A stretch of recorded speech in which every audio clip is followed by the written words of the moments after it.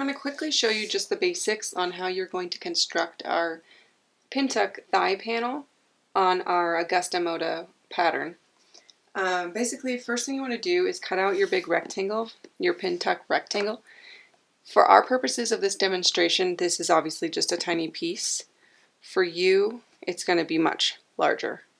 And that's because when you sew Pintucks in your fabric, it's actually going to make it shorter. It's going to shrink it down to size because you're going to take up all that fabric with those Pintucks. So definitely make sure you cut out a big enough rectangle to do this with. And if you're going to deviate from the pattern and do your Pintucks a little bit differently, you're going to want to cut your Pintuck panel even larger, just to make sure that it's big enough. So the first thing you're going to want to do is mark on the back where your Pintuck lines are.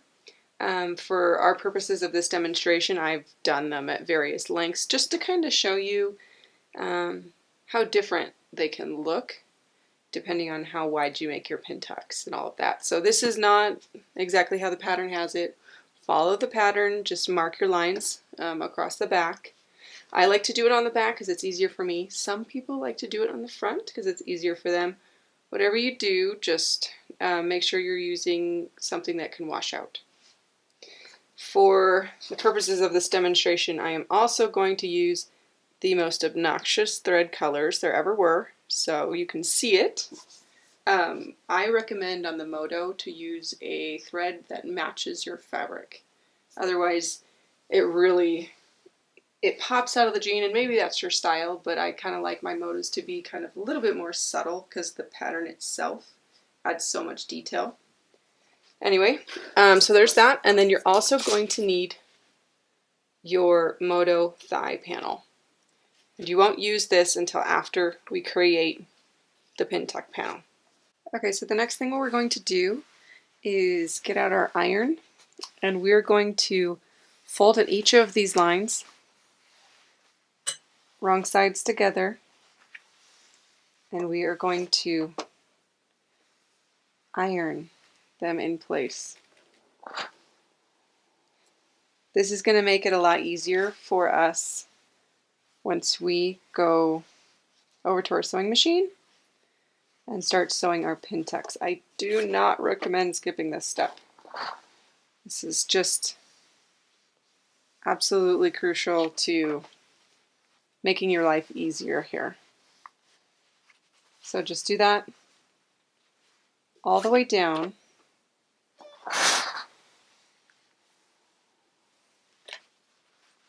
And then we're going to go over to the sewing machine and sew our Pintucks.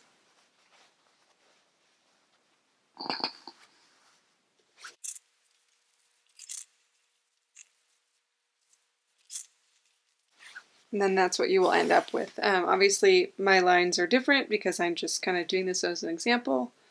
Follow the lines on your pattern piece so that they're all equally spaced. For larger Pintucks, wider Pintucks, you're going to want to space your lines out further. For close together Pintucks, you're going to put them close together. Just to show you an example of what this looks like on a pair of jeans when you're done, this is what it will look like when all sewn together.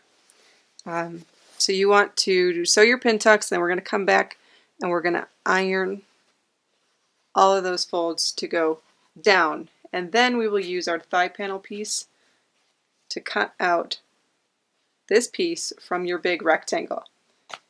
And then you just follow the rest of the instructions to assemble the pants. It's very simple, very easy to do, and it adds so much character to these Motos. Okay, so I have my obnoxious colored threads all put into my machine just for you guys. I have my panel, it's all ironed, it's ready to go.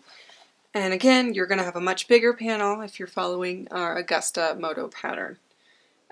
This is just a sample piece, a scrap piece, to show you guys how to do this. So on our pattern, we call for 1/8 inch Pintucks. These are very small, and if you're not accurate with them, even by a little bit, it will dramatically shorten or lengthen your overall panel size. I've tried to accommodate that by adding a little bit of extra room in your panel, but if you get to the end and somehow your overall panel is a little bit smaller than the thigh piece that you need to cut out of it, that's what happened. Your pintuck widths were just, you know, a little bit bigger than 1/8 of an inch. Anyway, so lengthen your stitch. You want a long stitch for this one, and it's extremely important because that's what's going to allow your thigh panel to stretch over your thigh. If you don't do long stitches, long straight stitches, you're going to end up with a really tight thigh on your pants. So don't skip that step. All you're going to do is find the bottom of your panel. I'm going to call this the bottom and this is the top. And then that will affect which way I lay my thigh piece out to cut it out from. I'm going to call this the bottom. So you're going to start at the bottom. You're going to fold that, first fold right side or wrong sides together. You're going to put it under your machine and recognize that you don't have any 1/8 inch markings on your piece here. So just kind of try to go as close to the edge as you can without jumping over. For 1/8 of an inch, you can pull out a little measuring tool and make sure that your needle is right where you want it to be also, just until you get a hang of what 1/8 of an inch really looks like. Just go ahead and put that down. And in this, you don't need to lock your stitches at the beginning and the end because you are just going to be cutting it out, and then you're going to be sewing that panel piece into your jeans, so there will be seam allowance there and other protective stitches, so don't worry about that. Just go ahead and put your presser foot down and then just kind of go steady, making sure to be as accurate as you can. Nobody's perfect, so don't stress about it too much. And the nice thing is, if one of these pintuck lines gets messed up, it's just a straight stitch that isn't locked on either end, and it's easy to just pull out, do over. So anyways, I wasn't being perfect there, but you get what I'm doing. There is your straight stitch, and when you fold it back out,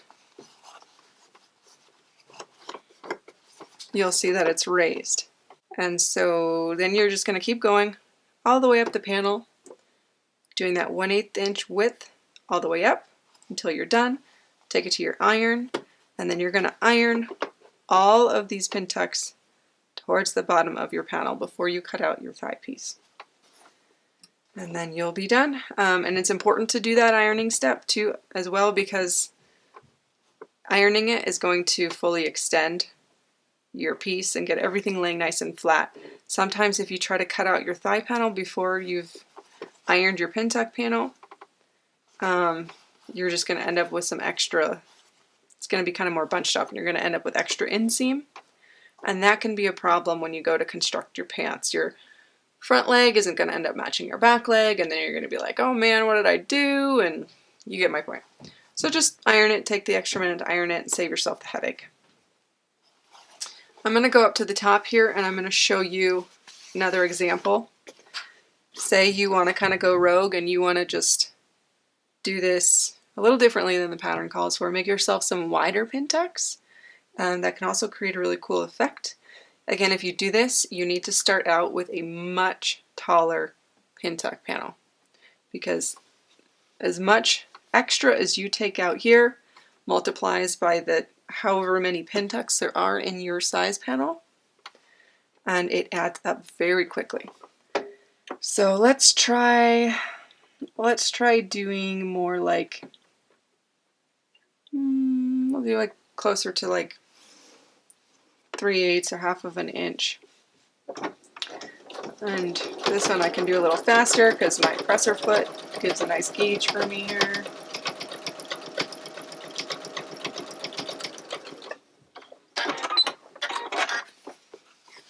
See, that one's much wider, but it also does give a neat effect. When you pull it open and then you iron all that flat, you're going to have these cool, really wide pintucks there. It creates a very dramatic panel. Again, just take this over to your ironing board, iron them all down. I don't recommend ironing them all down until you've got every single pintuck sewn. For obvious reasons, if you go over there, you iron this down, all of a sudden you've lost all of your other ironed in markings. So, you get the point. That is how simple it is, guys. It's so easy to do. It's just so easy. I don't even know what else to say about it. It's so easy and it creates such a cool effect. So, enjoy finishing up your sewing, and I can't wait to see your guys' projects on the page.